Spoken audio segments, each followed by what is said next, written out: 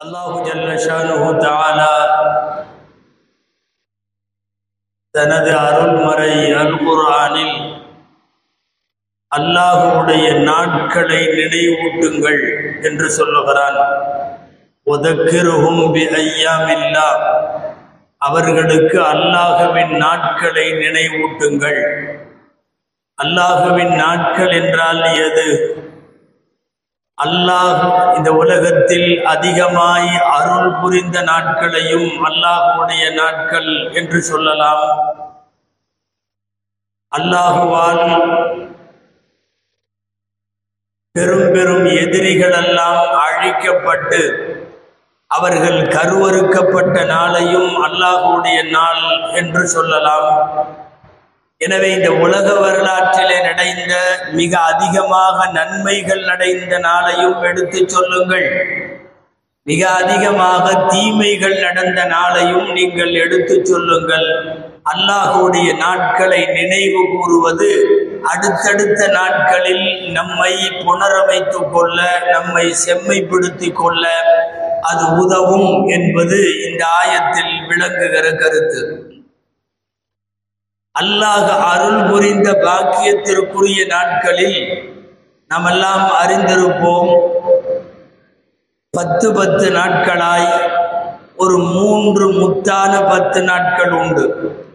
ரமலானுடைய கடைசி 10 நாட்கள், இதோ இந்த முஹர்ரத்தில் இப்போது நாம் வீற்றிருக்கிற முஹர்ரமின் 10 நாட்கள், வருஷத்தின் கடைசி மாதமான துல்ஹஜ்ஜினுடைய 10 நாட்கள். இந்த 10 நாட்களுமே பெரும்பாக்கியத்திற்குரியவை. ரமலானுடைய இறுதி 10 லைலத்துல் கத்ரின் மூலம், முஹர்ரமில் இந்த 10 ஆஷூரா என்று நாம் அடுத்து எதிர்நோக்க இருக்கிற நாளின் மூலம், துல்ஹஜ்ஜில் தியாக திருநாள் ஈதுல் அத்ஹா என்கிற திருநாளின் மூலம் 10 நாட்களையும் அல்லாஹ் மேம்படுத்தி வைத்தான். அல்லாஹ்வுடைய நாட்களை நினைவு கூறுங்கள் என்கிற போது இந்த முத்தான 10 நாட்கள் மிக முக்கியமானவையாக கருதப்படுகின்றன. அதில் நாம் இப்போது வீற்றிருக்கிற முஹர்ரம் மாதத்தினுடைய முதல் 10 நாள், இந்த வாரம், நாம் இந்த வாரத்தில் இன்னும் ஒரு 2-3 நாட்களில் ஆஷூரா நாளை அடைய இருக்கிறோம். உலக வரலாற்றில் மிக பெரும் தாக்கங்களும் அல்லாஹ்வுடைய அருள்களும் எதிரிகளின் துவம்சமும் இவைகளெல்லாம், இந்த நிகழ்வுகளெல்லாம் நடைபெற்ற வரலாற்றினுடைய மிக பிரம்மாண்டமான நாளாக ஆஷூரா நாள் கருதப்படுகிறது. இந்த மாதம் முஹர்ரம் மாதம். இதற்கு அல்லாஹ்வுடைய மாதம் என்று பெயர் வைத்தார்கள் பெருமானார் ஸல்லல்லாஹு அலைஹி வஸல்லம். ஷஹ்ருல்லாஹில் முஹர்ரம், முஹர்ரம் அல்லாஹ்வுடைய மாதம்.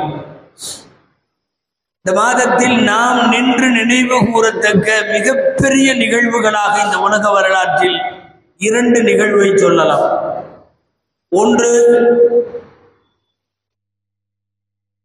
சில ஆயிரம் ஆண்டுகளுக்கு முன்னாலே ஹஜ்ரத் மூசா அலைஹிஸ்ஸலாமோடு மல்லு கட்டிய, கொடுங்கோல் ஆட்சி புரிந்த சர்வாதிகாரியான ஃபிரௌன் அழிந்து போனது முஹர்ரம் 10.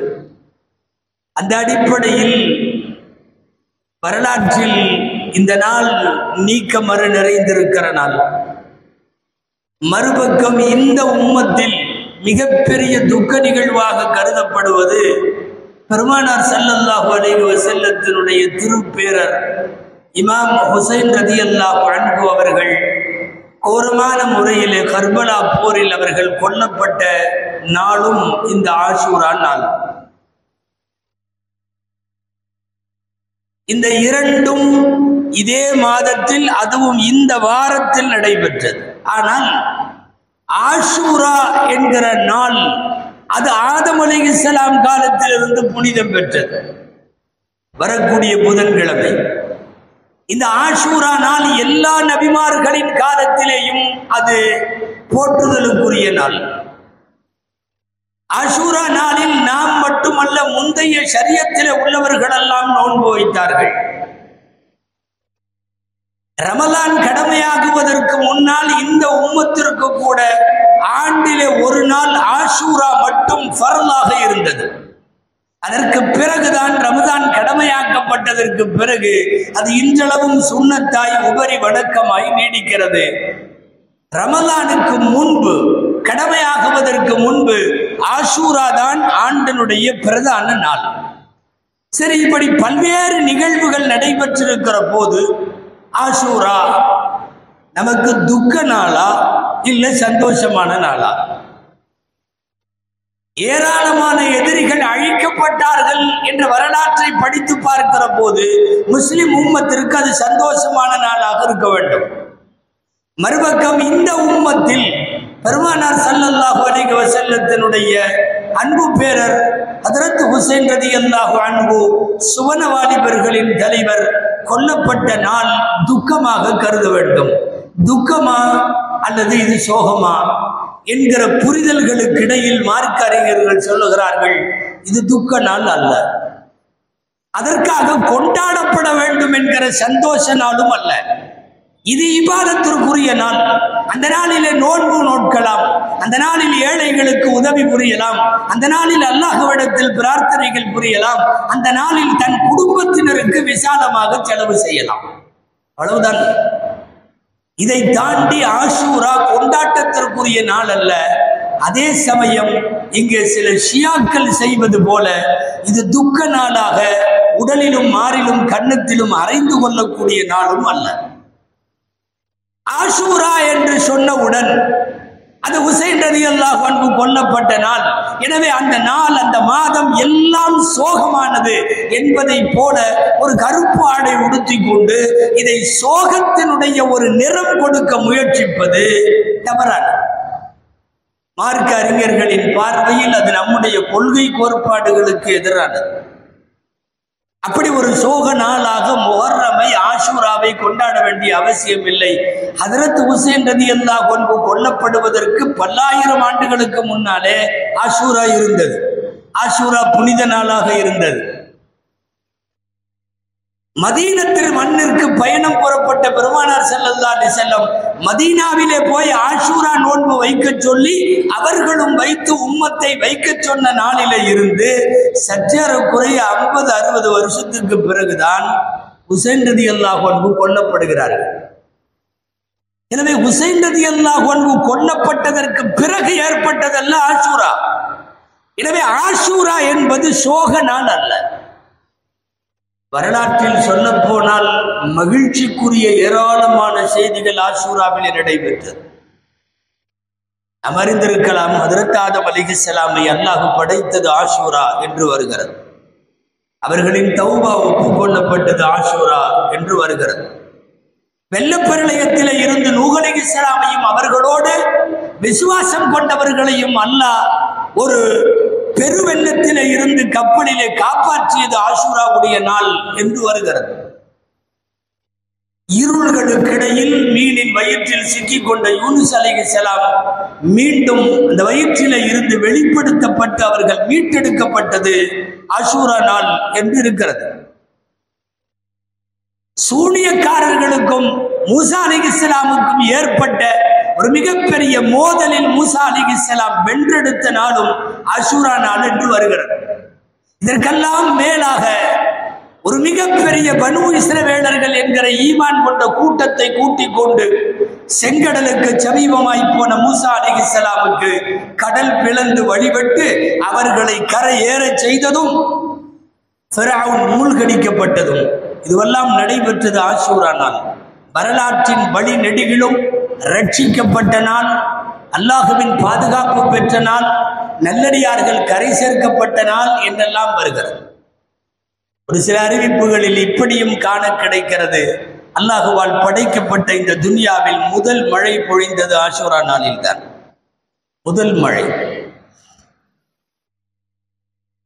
கட்டிடமாக இருந்த கஅபத்துல்லாவிற்கு ஆடை போர்த்தி அழகு பார்க்கப்பட்டது முதலாக முஹர்ரம் 10. அன்றில் தொடங்கி இன்றைக்கு வரையும் முஹர்ரம் 10 கஅபத்துல்லாவிற்கு துணி மாற்றுவார்கள். கஅபத்துல்லாவிற்கு புத்தாடை அணிவிக்கப்படும்.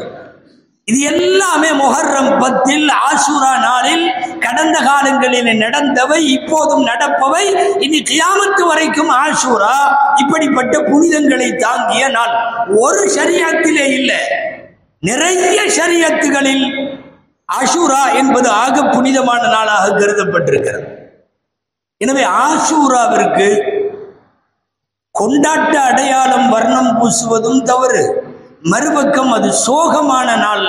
ஹுசைன் ரலியல்லாஹு அன்ஹு கொல்லப்பட்டார்கள், எனவே அதை சோகமாக அனுஷ்டிக்க வேண்டும் என்கிற சிலரது அணுகுமுறையும் தவறானது.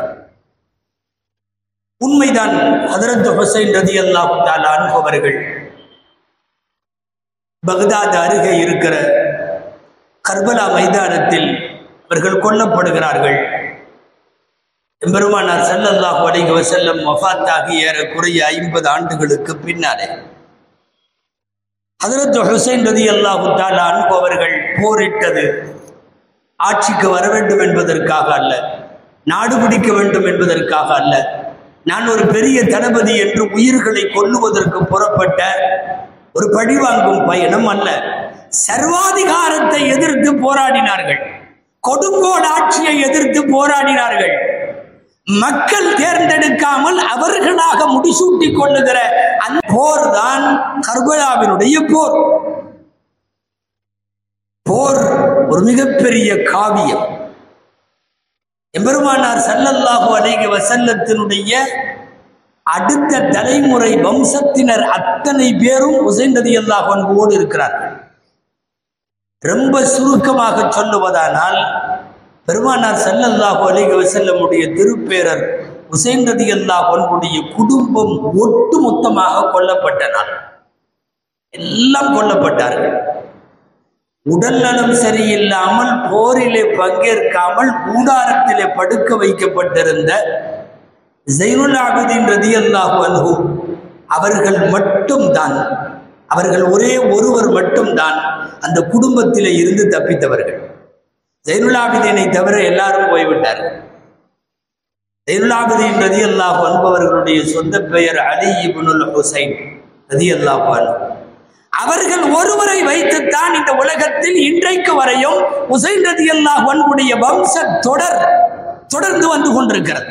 ஏனென்றால் ஒரு குடும்பத்தினுடைய அத்தனை நபர்களும் கொல்லப்பட்டு ஆளில்லாத பாலைவனத்தில் நீரில்லாத நிலையில் குடிக்க தண்ணீர் கேட்டும் கொடுக்க மறுக்கப்பட்ட நிலையில் ஹஜ்ரத் ஹுசைன் ரலியல்லாஹு அன்ஹு கொல்லப்பட்டது சோகமான நிகழ்வு என்பதில் சந்தேகம் இல்லை. ஆனால் அதற்காக முஹர்ரம் சோகம், ஆஷூரா சோகம் என்று அல்லாஹ்வினுடைய இந்த பண்டிகை நாளைக்கு ஒரு சோகத்தினுடைய நிறம் பூசுவது நம் கொள்கை கோட்பாடுகளுக்கு எதிரானது.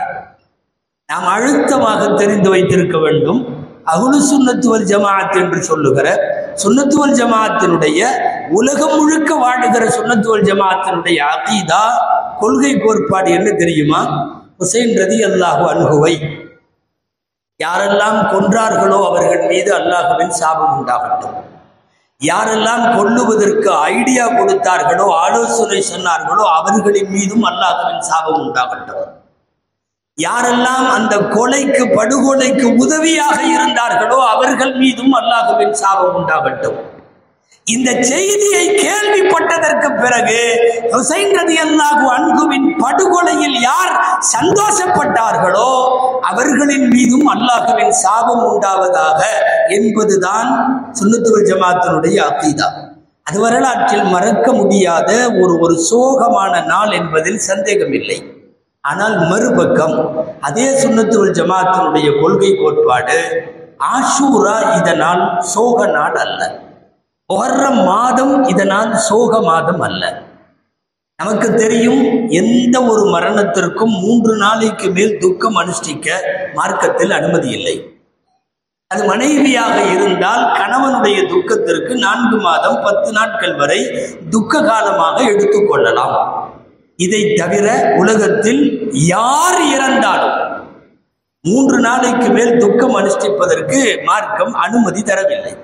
அதிலும் அந்த துக்கத்தில் வரம்பு மீறுகிற ஒப்பாரியும் வரம்பு மீறுகிற முகத்திலும் மார்பிலும் அடித்துக்கொண்டு அழுவது என்பது சுத்தமாகவே இஸ்லாமிய கலாச்சாரமும் அல்ல.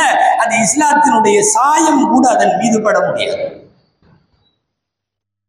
இன்றைக்கு முஹர்ரம் 10 என்று வந்துவிட்டால் முஹர்ரம் 10 அல்ல, சற்றேறக்குறைய 10 முடிவடைகிற முந்தைய 40 நாட்கள் சோக நாளாக கருதுகிறார்கள் ஷியா சமுதாயத்தை சார்ந்தவர்கள்.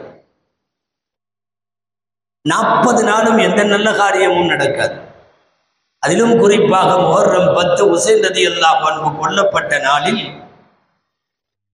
கையிலே ஆயுதங்களை வைத்துக் கொண்டு, கத்தியை வைத்துக் கொண்டு தன் உடலை தானே கீறிக்கொள்வது, முகத்திலே அரைந்து கொள்வது, சங்கிலியால் கட்டி கொள்வது, பெண்கள் தங்களுடைய உடல்களிலே அவர்களும் தனியாக அரைந்து கொண்டு அடித்து கொண்டு அழுவது, இவர்கள் பப்ளிக்காக ஊர்வலம் நடத்தி இரத்த வெள்ளத்தில் பார்ப்போரை ரணகளச் செய்கிற ஒரு சூழலை ஏற்படுத்துவது, இது எல்லாமே அப்பட்டமாக சுன்னத்து வல் ஜமாஅத் என்று சொல்லக்கூடிய அகில உலக முஸ்லிம்கள் அத்தனை பேருக்கும் இது எதிரான நிலைப்பாடாகும். மார்க்கத்தில் இவைகளுக்கு ஆதாரம் இல்லை. சாதாரணமாக ஒரு வீட்டில் ஒரு மையத்து நடந்து அதற்காக அழுபவர்கள் ஒரு பெரும் குரல் எடுத்து ஒப்பாரி வைத்து அழுதால் கூட கண்டிக்கிறது மார்க்கம். லைஸ மின்னா மன் தரபல் ஹுதூத் வ ஷக்கல் ஜுயூப், சஹீஹுல் புகாரியினுடைய ஹதீஸ். கன்னத்திலே அரைந்து கொண்டு அழக்கூடியவர்கள் நம்மை சார்ந்தவர்கள் அல்ல, ஆடைகளை கிழித்து கொண்டு அழக்கூடியவர்கள் நம்மை சார்ந்தவர்கள் அல்ல. இதுவெல்லாம் பெருமானார் ஸல்லல்லாஹு அலைஹி வஸல்லம் ஒரு துக்க அனுஷ்டிப்பின் போது முஸ்லிம் சமுதாயம் கடைபிடிக்க வேண்டிய ஒழுங்குகளும் கடைபிடிக்க கூடாத கைவிட வேண்டிய வழிமுறைகளை குறித்தும் பெருமானார் பேசியவை. கொல்லப்பட்ட நாள் சோக நாள் என்றால் உசைன் ரலியல்லாஹு அன்ஹு கொல்லப்பட்டது நிகழ்வு சோக நிகழ்வு. அதனால் ஆஷூரா சோக நாள் அல்ல, முஹர்ரம் மாதம் சோக மாதம் அல்ல. உமர் ரலியல்லாஹு அன்ஹு கொல்லப்பட்டார்கள், நாம் கொண்டாடுகிறோம். அப்படி மெஹராபிலேயே கொல்லப்பட்டார்கள். கடந்த வாரம் சொன்னோமே. உஸ்மான் ரலியல்லாஹு அன்ஹு தள்ளாத வயதிலே அவர்கள் கொல்லப்பட்டார்கள். ஒரு வெள்ளிக்கிழமை ஃபஜ்ர் தொழுகைக்கு வருகிற போது அலி ரலியல்லாஹு அன்ஹு கொல்லப்பட்டார்கள். யாருடைய நாளையும் நாம் துக்க நாளாகவோ கொண்டாடுவதோ ஒப்பாரி வைப்பதோ இல்லை. அப்படி மார்க்கத்தில் அனுமதிக்கப்படவும் இல்லை. 63 ஆண்டு கால பெருமானாருடைய வரலாற்றில் 63 வருஷத்திலேயும் சேர்த்து நடைபெற்ற ஒரு கோரமான படுகொலை என்று சொன்னால் உஹதிலே கொல்லப்பட்ட ஹம்சா ரலியல்லாஹு அன்ஹுவினுடைய படுகொலையை சொல்ல வேண்டும். காரணம், முழு உடல் கிடைக்காமல் ஒரு பாடியை பொட்டணம் கட்டி எடுத்துவிட்டு போன நிகழ்வு அது. பெருமானார் ஸல்லல்லாஹு அலைஹி வஸல்லமை அடுத்த அடி எடுத்து வைக்க விடாமல் அவர்களை துவளச் செய்த ஒரு மாபெரும் படுகொலை. அந்த ஹம்சாவுக்கு கூட நபி ஸல்லல்லாஹு அலைஹி வஸல்லம் நீண்ட நாட்களாக துக்கம் அனுஷ்டிக்கவில்லை. அனுஷ்டிப்பதற்கான வழிகளை ரசூலுல்லாஹ் விடவும் இல்லை. எனவே முஹர்ரம் மாதத்தையே அல்லது ஆஷூரா நாளையே சோக நிறம் பூசுவது என்பது நம்முடைய சுன்னத்து வல் ஜமாஅத்திற்கு எதிரான. இதில் இன்னும் பல கொடுமைகள். முஹர்ரம் இந்த 10 நாட்கள் நம்முடைய குடும்பங்களிலே கூட நல்ல காரியம் செய்ய மாட்டார்கள், குடி போக மாட்டார்கள், வீடு துவங்க மாட்டார்கள், வியாபாரம் துவங்க மாட்டார்கள். புதிதாக தம்பதியினரை கூட கணவன் மனைவியை சேர விடாமல் பிரித்து வைத்து விடுவார்கள். முஹர்ரம் 10வது நாள் பஞ்சா எடுப்பது என்கிற பெயராலே ஒரு மோசமான பிதஅத்தை செய்வார்கள். ஆங்காங்கே கிராமங்களில் இன்றளவும் தமிழகத்திலே கூட தீ மிதிக்கிற வேலை கூட நடக்கிறது. பஞ்சா எடுப்பது, தீ மிதிப்பது, கணவன் மனைவியை பிரித்து வைப்பது, இது எல்லாமே இங்கே ஒரு காலத்தில் நம்மோடு கொஞ்சம் ஒட்டி இருந்த ஷியாக்களினுடைய சில பழக்க வழக்கங்களினுடைய தொற்று இன்றைக்கும் சுன்னத்து வல் ஜமாஅத்தினரிடமும் இருக்கிறது. இது எதற்குமே மார்க்கத்தில் அனுமதி இல்லை. தீ மிதிப்பது என்பதெல்லாம், கடவுளுக்காக தன்னை தீயில கால் மிதித்து புண்ணாக்கி கொள்வது என்பதெல்லாம் பல்வேறு சமயங்களினுடைய வேற்று மதத்தினுடைய கலாச்சாரம், வழிபாடு. அடுத்த மதத்தின் கலாச்சாரத்தை தனதாக்கி கொள்ளுபவன் அதை சார்ந்தவன் என்கிறார்கள் நபி ஸல்லல்லாஹு அலைஹி வஸல்லம். உங்களுக்கு தெரியும், பாங்கு சொல்லுவது என்கிற முறை வருவதற்கு முன்னால் தொழுகைக்கு கூப்பிட என்ன செய்யலாம் என்று ஆலோசிக்கப்பட்ட போது மணி அடிக்கலாம் என்றார்கள் சில பேர், அந்த நேரம் மட்டும் நெருப்பு மூட்டலாம் என்றார்கள் சில பேர், சங்கு ஊதலாம் என்று சொன்னார்கள் சில பேர். ஆலோசனையில் பெருமானார் ஸல்லல்லாஹு அலைஹி வஸல்லம் சொன்னது என்ன தெரியுமா? அவைகளெல்லாம் யகூதிகளின் வேலை. சங்கு ஊதுதல், மணி அடித்தல் நசாராக்களினுடைய பண்பாடு, நெருப்பு மூட்டி அடையாளப்படுத்துதல் மஜூசிகளினுடைய பழக்கம். இது எந்த சாயலும் நமக்கு இருக்கக்கூடாது. எனவே தொழுகை நேரம் வந்து விட்டது என்று தெரியப்படுத்த அதற்கு பிறகுதான் அல்லாஹுவால் காட்டி கொடுக்கப்பட்டு கனவின் மூலம் சொல்லிக் கொடுக்கப்பட்டு அதான் என்கிற பாங்கொலி இன்றைக்கும் உலகம் முழுக்க பாங்கு சொல்லப்படுகிறது. அந்த ஆலோசனையை நினைத்து பார்க்கிறோம். அடுத்த மதத்தவர்களினுடைய செயல்பாடுகள் வழிபாட்டு ரீதியாக வணக்க வழிபாடுகளுக்குள் நம்மிடையே வர வேண்டாம் என்பதுதான் அதிலே ஆழமாக நாம் உள்வாங்க வேண்டிய கருத்து. அப்படி இருக்கிற போது பஞ்சா எடுப்பது என்பதோ அல்லது தீ மிதிப்பது என்பதோ அந்த ஆஷூரா நாளைக்கென்று சோக அடையாளங்களை பூசிக்கொள்வது என்பதோ இவைகளெல்லாம் மார்க்கத்திற்கு அப்பாற்பட்டவை. முதல்ல கருப்பு ஆடை என்கிற கான்செப்டே தவறு. முஹர்ரம் வந்துவிட்டால் முஹர்ரமுடைய 10 நாட்கள், ஏன் அவர்களெல்லாம் 40 நாட்கள் ஷியாக்களை பார்க்கிறோம் கருப்பு ஆடைகளை அணிந்து கொள்ளுவார்கள். 40வது நாள் தான் கருப்பு ஆடைகளை களைவார்கள். முதல்ல இஸ்லாமிய பார்வையில கருப்பு ஆடைங்கிறது சோக அடையாளமே அல்ல. இந்த நாட்டில் வேணா யாராவது இறந்த உடனே கருப்பு சட்டை போட்டுக்குவாங்க, ஏதாவது கண்டன ஆர்ப்பாட்டம்னா கருப்பு சட்டை போட்டுக்குவாங்க, சோகமா இருக்கிறப்பெல்லாம் போட்டுக்குவாங்க. இஸ்லாத்தினுடைய ஷரியத்தின் பார்வையில கருப்பு என்பது சோக அடையாளமாக எங்கும் சொல்லப்படவில்லை. கொஞ்சம் மிகைப்படுத்தி சொல்லலை, கொஞ்சம் மாத்தமா வேணா சொல்லலாம். சில சந்தோஷமான தருணங்களில் ரசூலுல்லாஹ் கருப்பு ஆடை அணிந்திருக்கிறார்கள். ஹிஜ்ரி 8 மக்கா வெற்றி கொள்ளப்பட்ட ஒரு மாபெரிய வெற்றிக்குரிய நாள். அந்த நாள்ல எப்போதும் முன்னெப்போதும் இல்லாத, அன்றைக்கு மட்டும் வித்தியாசமாய் பெருமானார் ஸல்லல்லாஹு அலைஹி வஸல்லம் கருப்பு தலைப்பாகை அணிந்து கொண்டு மக்காவுக்குள்ளே நுழைந்தார்கள் என்று வருகிறது. 8 வருஷ காலமாக போராடி போராடி சொந்த மண்ணில் தாய் மண்ணில் கால் வைத்து அந்த மண்ணை மீட்டெடுத்து மீண்டும் மக்காவிற்குள்ளே ஒரு ஆளுமையாக உள்ளே நுழைகிற மகிழ்ச்சிக்குரிய தருணத்தில் கருப்பு ஆடைகளை அணிந்திருக்கிறார்கள் என்பது இந்த மார்க்கத்தில் கருப்பு என்பது சோக அடையாளம் அல்ல என்பதை நமக்கு தெளிவாக சொல்லித் தருகிறது. அந்த அடிப்படையில் இவைகள் எல்லாமே இன்றைக்கு ஆஷூராவிற்கு சோக நிறம் பூசுகிறார்கள், ஒரு துக்கத்தினுடைய வர்ணத்தை தெரிவிக்கிறார்கள். ஆஷூரா அப்படிப்பட்ட நாள் அல்ல. வழிநெடுக ஆஷூராவிலே நடைபெற்ற ஆதம் அலைஹிஸ்ஸலாம் காலத்திலிருந்து நடைபெற்ற வரலாறுகள் எல்லாம் முஸ்லிம் உம்மத்திற்கு மிகப்பெரிய மகிழ்ச்சியை தந்த நாட்களாக இருந்திருக்கிறது. ஆனால் அதற்காக மறுபக்கம் ஹுசைன் ரலியல்லாஹு அன்ஹுவின் கொலையை எந்த சுன்னத்து வல் ஜமாஅத்தும் நியாயப்படுத்தாது. நான் ஆரம்பத்தில் சொன்னது போல் லஅனத்துல்லாஹி அலா மன் கத்தலஹு வ அஷாரஹு வ ஆனஹு வ மன் ஃபரிஹ பிகத்லிஹி, கொன்றவர்கள், உதவியவர்கள், ஆலோசனை கொடுத்தவர்கள், அந்த செய்தியிலே மகிழ்ந்தவர்கள் அத்தனை பேர் மீதும் அல்லாஹ்வின் சாபம் உண்டாகட்டும் என்பதுதான் சுன்னத்து வல் ஜமாஅத்தினுடைய நிலைப்பாடு.